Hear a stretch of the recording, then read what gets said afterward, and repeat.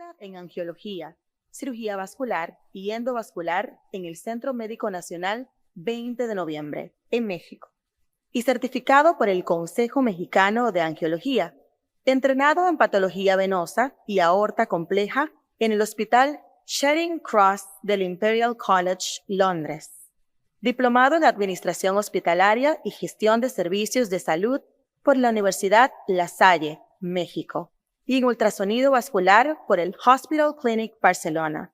Editor científico de la Revista Mexicana de Angiología, conferencista internacional y autor de múltiples artículos y coautor de un capítulo en el libro Temas selectos de angiología, cirugía vascular y endovascular. El Colegio Dominicano de Cirujanos le da la bienvenida al Dr. Nelson Encarnación con el tema Complicaciones tromboembólicas en cirugía general. ¿Qué hacer para prevenirlas?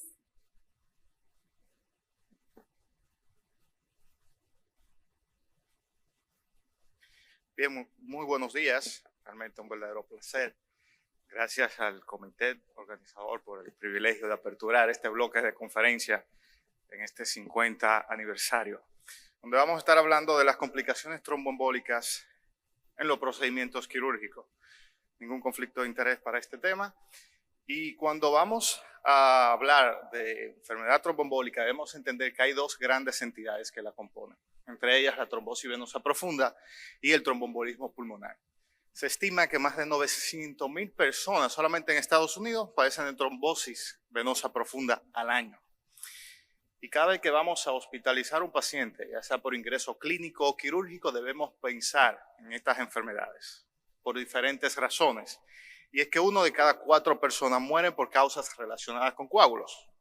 Es la causa principal de muerte intrahospitalaria prevenible en todo el mundo. Y está dentro de las tres principales causas de muerte cardiovasculares que se relacionan con coágulos.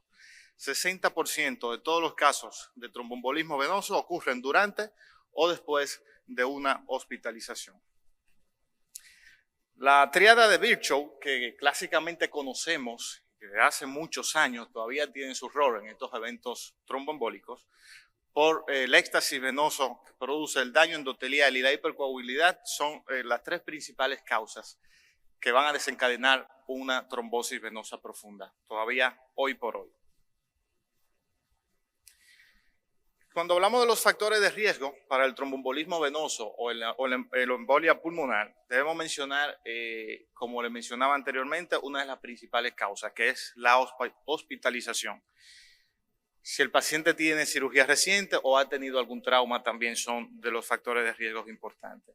Las neoplasias malignas, no solamente por la reacción inflamatoria que producen las células cancerígenas, sino también porque son pacientes que requieren quimioterapia y para ello necesitan en muchas ocasiones accesos venosos centrales, lo que condiciona también a desarrollar tromboembolismo, y enfermedades también neurológicas condicionan o son factores de riesgo importantes para desarrollar enfermedad tromboembólica. Y si hay presencia de venas varicosas, también influye al igual que la edad.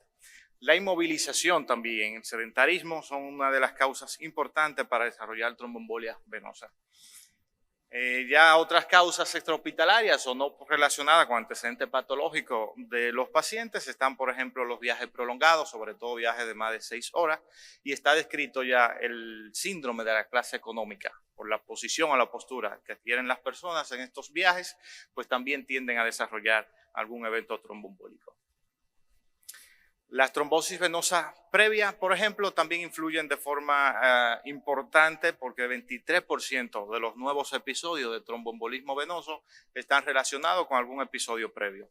Los embarazos, por igual, tienen una de 6 a 10 veces mayor predisposición a desarrollar eventos tromboembólicos cuando lo comparamos con grupos controles, al igual que también el uso de anticonceptivos orales. Para determinar el riesgo que tiene un paciente o una persona de una enfermedad tromboembólica existe la escala de Caprini. La escala de Caprini que otorga diferentes puntos de acuerdo a la patología o la historia de estos pacientes. Si el paciente tiene dentro de 40 a 60 años, esto le da un punto. Si tiene una cirugía menor también, si tiene un índice mayor de un índice de masa corporal mayor de 25 kilogramos por metro cuadrado, esto también suma un punto. Si hay edema o presencia de venas varicosas, si hay embarazo, historia de abortos espontáneos, si usas anticonceptivos orales, si hay sepsis en el último mes, neumonía en el último mes o enfermedad pulmonar obstructiva crónica, infarto cardíaco, enfermedad inflamatoria intestinal y encamamiento, todos estos son componentes que van a sumar un punto a los factores de riesgo para esta enfermedad.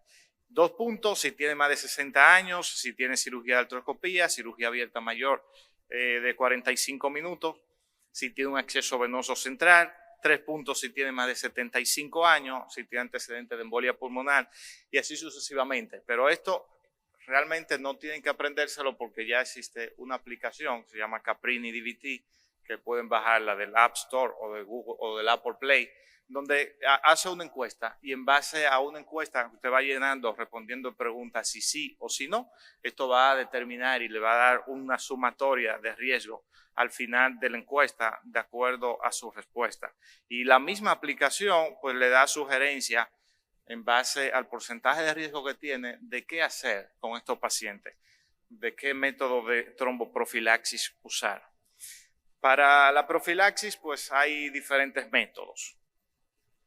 Uno de ellos va a ir enfocado a disminuir lo que es el éxtasis venoso, ya que esto juega un papel sumamente importante en la patogénesis de trombosis. Y cuando se asocia con dilatación venosa, puede alterar el flujo sanguíneo lineal normal, permitiendo que las plaquetas y los leucocitos entren en contacto con el endotelio y favoreciendo pues la formación de trombo. Entonces, uno de los principales métodos para prevenir los eventos tromboembólicos va enfocado pues en mejorar todo esto, el éxtasis venoso. Y para ello pues hay diferentes formas. Y de las recomendaciones generales o de las medidas generales que debemos hacer es dar una buena analgesia a los pacientes. Porque un paciente con dolor pues va a tener limitación para movilizarse. Entonces, manejo el control del dolor, una hidratación adecuada y sobre todo deambulación temprana. Cada vez que el paciente camina o deambula, pues estimula los músculos gastrocnemios y esto pues a su vez comprime las venas que están por dentro de los músculos y estimula el drenaje venoso. Entonces, son de las medidas generales. Hay métodos mecánicos para la profilaxis que lo vamos a clasificar como métodos activos o métodos pasivos. Los métodos activos incluyen la compresión neumática intermitente a través de una bomba de aire que se va inflando paulatinamente y esto pues va a comprimir los músculos. Y están también los métodos pasivos que incluyen las medidas de compresión antiembólica o compresión graduada. La incidencia posoperatoria de trombosis venosa profunda fue realmente significativa. La reducción en más de un 29% de los pacientes en un grupo control cuando se usa alguno de estos métodos. El método pues, más recomendable por encima de la compresión graduada está la compresión neumática intermitente, porque la compresión neumática intermitente va a actuar de diferentes formas para prevenir los eventos tromboembólicos. Mejora la hemodinamia venosa, estimula la actividad fibrinolítica local, reduce la hipercoagulabilidad por diferentes vías, incluyendo liberación de TPA, prostaciclina y el inhibidor de la vía del factor tisular. En pacientes con alto riesgo de sangrado, traumatismo o cirugía de pelvis o en quien un sangrado menor puede ser grave, como en los casos de neurocirugía, la compresión neumática intermitente es el método de elección para prevenir enfermedad tromboembólica.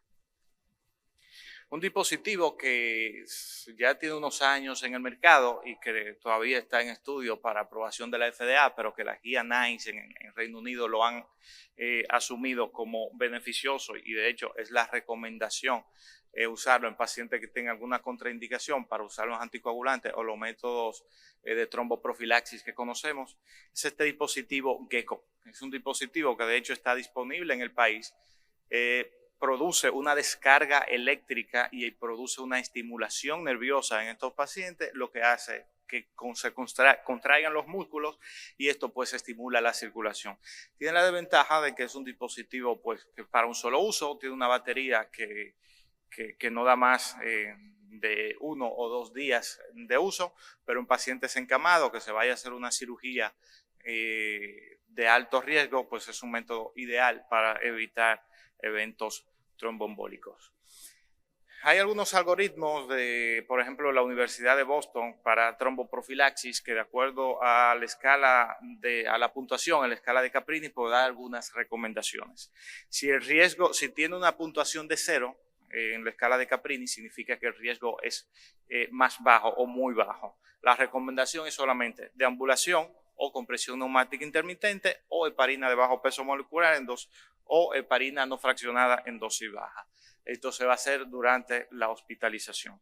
Si tiene una puntuación de 1 a 2 según la escala de Caprini, entonces se cataloga como un riesgo bajo. Y aquí la compresión neumática intermitente y la heparina de baja dosis o la heparina de bajo peso molecular es el método de elección para hacer tromboprofilaxis. Igual su duración va a ser solamente mientras el paciente esté hospitalizado. Si tiene de 3 a 4 puntos en la escala de Caprini, es un riesgo moderado. Aquí igual compresión neumática intermitente, baja dosis de heparina no fraccionada o heparina de bajo peso molecular durante su hospitalización. Y lo que varía en cuanto a la tromboprofilaxis en estos pacientes va a ser la duración. Por ejemplo, si tiene un riesgo alto, la duración va a ir desde 1 a 10 días y si el riesgo es muy alto, es decir, si hay más de 9 puntos, debemos mantener esta medida durante al menos 4 semanas. Una de las guías también muy usadas a nivel internacional para prevenir eventos tromboembólicos son las guías CHEST, que tienen más de 25 años ya que fueron publicadas y que actualmente la última edición que se publicó fue la 9ª. Se le han hecho 2 o 3 revisiones, la última en el año 2021. Y esta recomienda según la escala de Caprini, dependiendo el riesgo que tenga el paciente, pues así va a ser la anticoagulación. Cuando el riesgo es muy bajo, pues solamente recomiendan usar deambulación temprana, es decir, si hay un riesgo de 0.5% de eventos tromboembólicos. Si el riesgo es bajo, es decir, de 1.5%, la compresión mecánica es el método de elección, preferiblemente la compresión neumática intermitente. Si hay riesgo moderado de un 3%, aquí va a ser necesario hacer compresión neumática intermitente o medida de compresión graduada, heparina de bajo peso molecular o dosis baja de heparina no fraccionada. Cuando el riesgo es alto, es decir, más de un 6%, hay que usar todos los métodos anteriores, incluyendo las medias antiembólicas y con una duración igual de 4 semanas. Hay algunas guías y algunas recomendaciones para casos específicos de acuerdo a la cirugía que se esté realizando en el momento. Por ejemplo, en cirugía general, lo recomendable es usar heparina de bajo peso molecular o compresión neumática intermitente en caso de riesgo de sangrado. Y en caso de que haya riesgo de sangrado o que usted tenga mucha sospecha de que va a haber un sangrado, utilizar solamente la media de compresión hasta que pueda iniciar la anticoagulación. Todo esto, la anticoagulación se va a dar en las primeras 2 horas en caso de que no haya sido una anestesia epidural o que no haya ninguna resección hepática. Esto se puede hacer en la noche antes de la cirugía o se puede hacer 12 horas después del procedimiento en caso de que haya habido alguna anestesia regional. La compresión debe iniciarse inmediatamente antes de iniciar el procedimiento quirúrgico. Y la duración va a ser hasta el egreso, en casos seleccionados, en algunos pacientes oncológicos con alto riesgo, continuar hasta los 30 días. Cuando en los pacientes obesos, por ejemplo, sabemos que es una población de difícil control muchas veces con los medicamentos y aquí pues hay que hacer protocolos específicos para este tipo de pacientes. Hay un estudio donde se comparó la dosis estándar de 5.000 unidades de heparina no fraccionada cada 8 horas y heparina de bajo peso molecular cada 24 horas contra otro grupo que se le dio una dosis alta, es decir, 7.500 unidades de heparina no fraccionada cada 8 horas o 40 miligramos de heparina de bajo peso molecular cada 12 horas. Y lo que concluyó este estudio, los resultados, fue que la tasa de los eventos tromboembólicos en el primer grupo fue de 1.48% contra un 0.77% en el segundo grupo, lo que hubo reflejó una disminución significativa, una diferencia significativa en los eventos tromboembólicos en estos pacientes, que se le dio una alta dosis de heparina o que se usó heparina 2 veces al día. Algo importante que nosotros vemos con mucha frecuencia y es el temor a la aspirina y cuando hay una cirugía. Sabemos que un anestesiólogo, cuando ve que un paciente está tomando aspirina, pues inmediatamente la recomendación es que lo deje 7 días antes del procedimiento sin indagar cuál es la causa por la que ese paciente tiene aspirina. Y obviamente si no es una indicación muy fuerte y se puede suspender el uso de aspirina, pues sería lo ideal. Pero si un paciente que tiene estén coronario, si es un paciente que tiene enfermedad coronaria importante, pues no debe suspenderse la aspirina de acuerdo con la cirugía que usted vaya a hacer. Un ejemplo, por ejemplo, nosotros operamos a los pacientes de carótida, hacemos cirugía abierta, endarterectomía carotidia, no suspendemos la aspirina en estos casos cuando son pacientes de muy alto riesgo, porque el riesgo de que produzca un sangrado importante es mucho menor al riesgo que tiene este paciente de hacer un evento cardiovascular que pueda comprometer la vida. Entonces, hay que seleccionar bien los pacientes que se van a suspender la aspirina y tener en cuenta pues, estos conceptos antes de suspenderlo. La doble profilaxis para eventos venosos profundos en pacientes ginecológicos o con cirugía o con algún padecimiento oncológico que van a ser sometidos a una laparotomía, pues también demostró un beneficio en los pacientes que se le da doble profilaxis cuando se van a hacer algunos de estos procedimientos.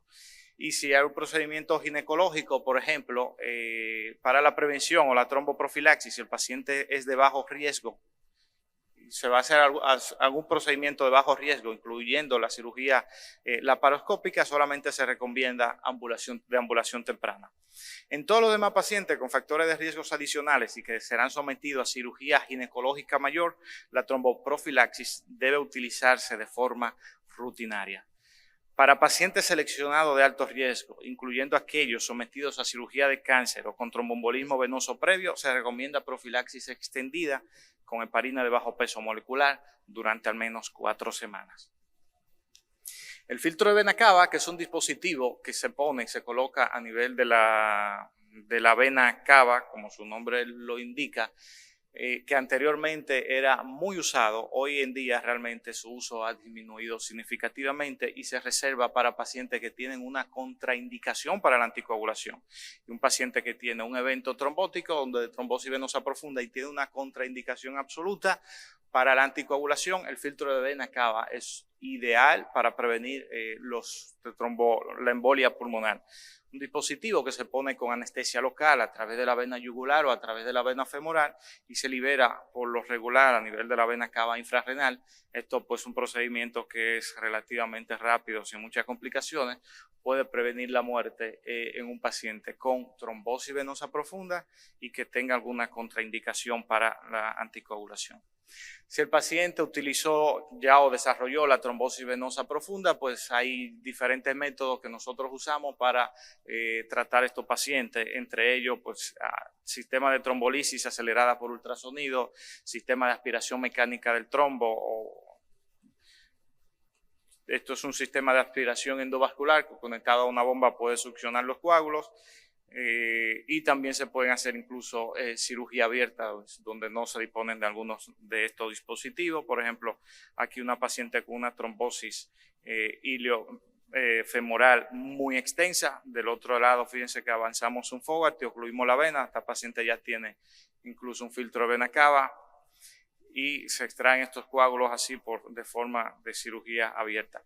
La trombosis venosa profunda puede llegar a comprometer no solo la vida de los pacientes por eventos de embolia pulmonar, pero sí también la extremidad. Si desarrolla una flegmasia cerulean dolens o una flegmasia alba dolens, pues el paciente tiene alto riesgo de pérdida de extremidad, por ejemplo, como esta paciente que cursó con una trombosis venosa profunda.